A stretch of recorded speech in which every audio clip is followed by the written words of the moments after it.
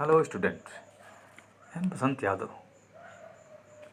Today, class 12 English, I am going to discuss the personal sonnet of John Milton on his blindness.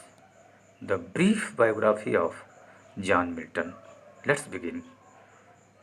John Milton, born December 9, 1608, London, England, died November 8, 1674, London.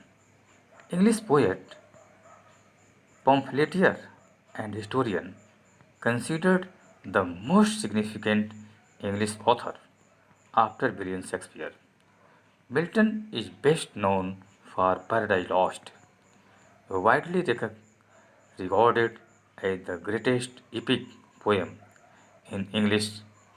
Together with Paradise Begin and Simpson Agonists, it confirms Milton's reputation as one of the greatest English poets. In his prose works, Milton advocated the abolition of Church of England and execution of Charles I.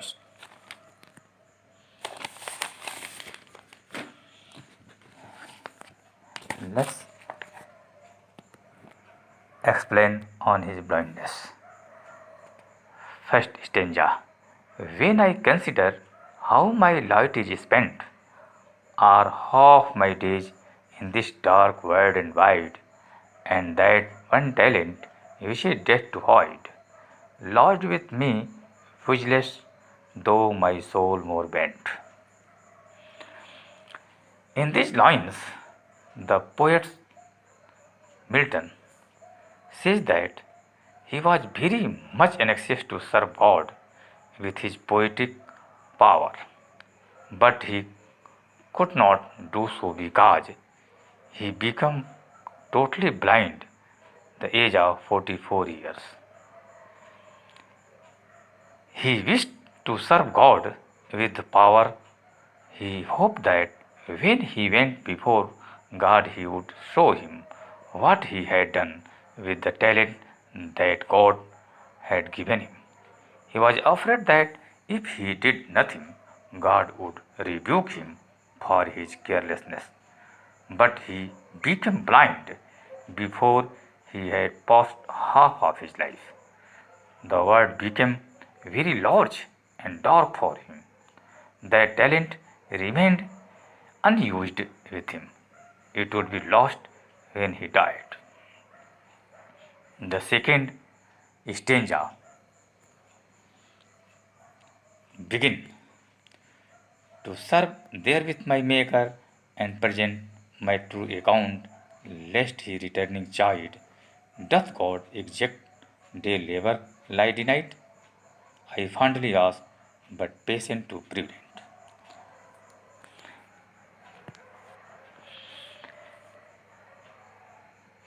In these lines, the poet Milton wanted to serve God, but he became totally blind. He could not serve God. He said to himself, will God expect me to work which can be done in daylight when he has taken away my eyesight? He feels that the question is foolish. Patience consoles him so that he may not complain. Patience tells him that God does not need the work of man. He does not wish that man should repay him for the talent that he gave to man. The punishment given to man by God is not hard. Those who do not complain of hardship and suffer silently do the best service to God. Next stanza. That murmur soon replies, God doth not need either man's work or his own gift, who best bear his mild yoke. They serve him best his estate. Explain. In these lines, the poet feels that patience consoles him so that he may not complain.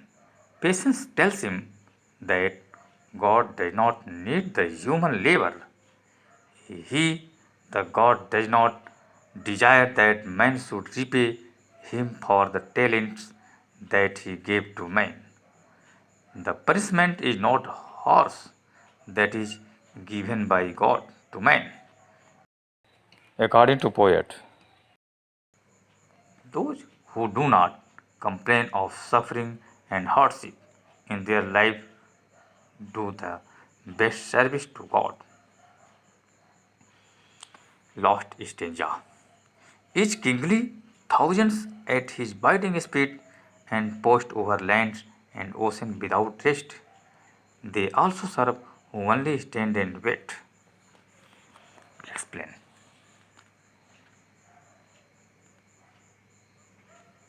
In these lines, the poet has firm faith in God. Here Milton shows how willingness and readiness to carry out God's commands is as good as a real service. This idea at last consoles him. He no more fears that God will be angry with him.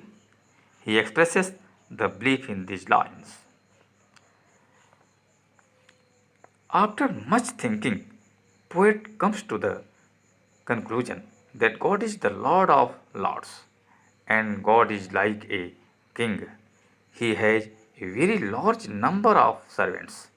When he commands something, thousands of fearless and angels run on land and the sea.